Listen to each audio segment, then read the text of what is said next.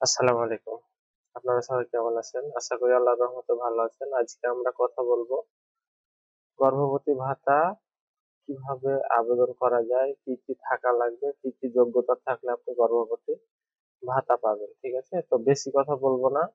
আর আজকে আমি দেখিয়ে দেবো আপনাদের কিভাবে সারা বাংলাদেশে কতজন গর্ভবতী ইউনিয়নে কতজন প্রতি মাসে গর্ভবতী ভাতা পাবেন এই লিস্টটা আমি আপনাদেরকে সুন্দরভাবে সম্পূর্ণ দেখিয়ে দেবো। আর আপনারাও যেন ডাউনলোড করে দেখতে পারেন এই ব্যবস্থা করে আমি কিভাবে কোথায় রেখেছি এটা আপনাদেরকে বলে দিব। তো আমরা একবারে ডাইরেক্ট চলে যাই আমাদের মূল টপিকে। আমরা মূল টপিকে চলে এলাম। আমরা এখানে দেখতে পাচ্ছি কারা এই ভাতা পাবেন।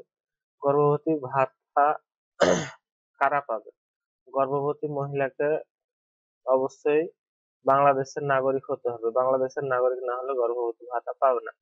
গর্ভবতী মহিলা বয়স 20 বছরের বেশি হতে হবে। গর্ভবতী যে থাকবে ওই মহিলাকে অবশ্যই 20 বছরের উপরে বয়স হতে হবে, তা না হলে ভাতা পাবে না। মহিলার পরিবারের মাসিক আয় 15,000 টাকার নিচে হতে হবে। অর্থাৎ মহিলার যে পরিবার আছে সে পরিবারের যে মাসিক ইনকাম আছে সে মাসিক ইনকামটা অবশ্যই 15,000 টাকার নিচে হতে হবে। এটি তার প্রথম বা দ্বিতীয় সন্তান হতে হবে। এখন অনেকেই জিজ্ঞেস করেন যে আমরা তৃতীয় সন্তানের বেলায় আমরা ভাতাটা পাবো কিনা। তো আপনাদেরকে বলবো আপনারা অবশ্যই পাবেন না, আপনাদের প্রথম বা দ্বিতীয় সন্তান হতে হবে। ঠিক আছে? গর্ভবতী মহিলাকে তার স্থানীয় ইউনিয়নের হতে হবে। গর্ভবতী মহিলা তার স্থানীয় ইউনিয়ন হতে হবে, অর্থাৎ যেখানে বিয়ে হয়েছে সেখানকার সবকিছু হতে হবে, তাহলে পাবে। গর্ভকালীন সময় 4 থেকে 6 মাস হতে হবে, অর্থাৎ 16 সপ্তাহ থেকে 26 সপ্তাহ হতে হবে। গর্ভকালীন যে সময়টা গর্ভবতী ভাতার জন্য 4 থেকে 6 মাসের মধ্যে আপনার এ ভাতাটা পাবে। নিজের কিংবা পরিবারের কারো কৃষি জমি চাষের জন্য কোনো পুকুর নেই এমন মানুষ অগ্রাধিকার পাবে।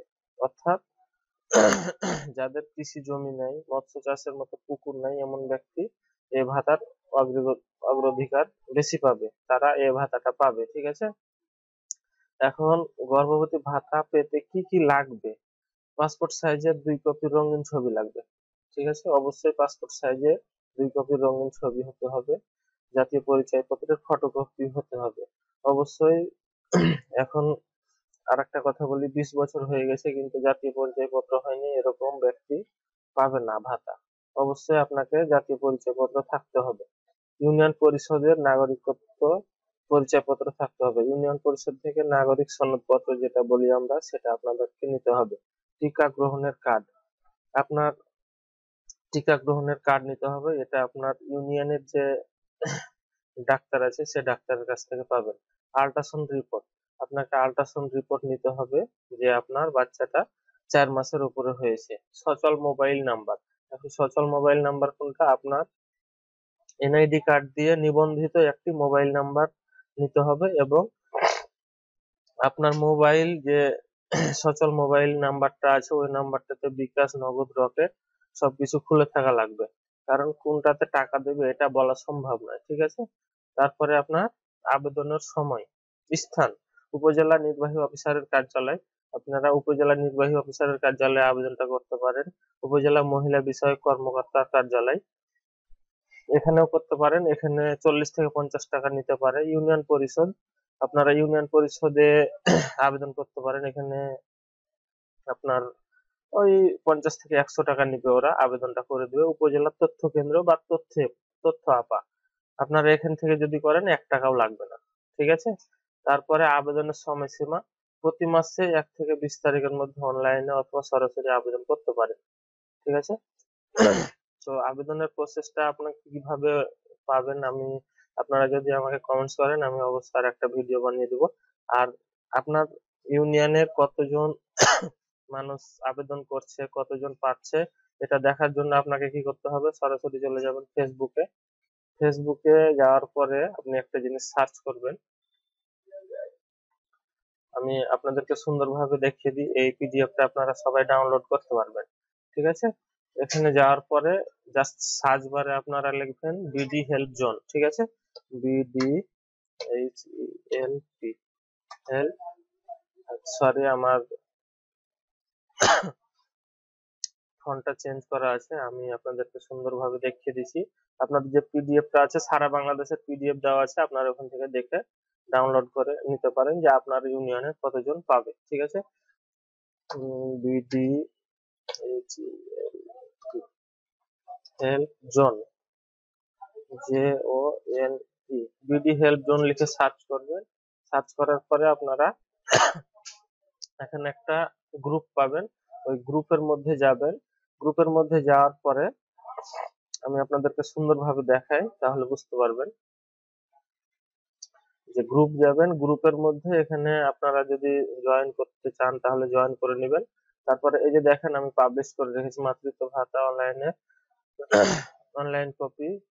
তার ওখানে যদি আপনারা না যান সমস্যা নাই, এই যে এখানে ফাইল আছে, ফাইলের উপরে ক্লিক করবেন। ফাইলের উপরে ক্লিক করার পরে এই যে মাতৃত্ব ভাতার আবেদন, এখানে আপনারা সবকিছু পেয়ে যাবেন। তো এখানে যদি আপনারা ই করেন পিডিএফটা আমি আপনাদেরকে একটু দেখাই।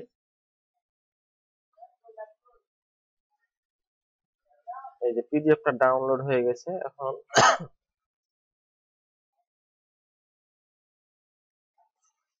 একটু সময় নিবে, আমার একটু নেটটা স্লো, এই জন্য সময় নিচ্ছে। এখানে দেখেন সুন্দরভাবে পিডিএফটা ডাউনলোড হওয়ার পরে আমি আপনাদেরকে দেখাই, সারা বাংলাদেশের লিস্ট আছে। সারা বাংলাদেশে যতটা লিস্ট আছে, যতটা উপজেলা আছে, যতটা ইউনিয়ন আছে, সবকিছু এখানে পাবেন আপনারা। আপনারা আপনাদেরটা দেখে নিতে পারেন। আর এটা 3টা ক্যাটাগরিতে ভাগ করে রেখেছে ওরা, যে 3টা ক্যাটাগরিতে ওনারা ইটা পাবে।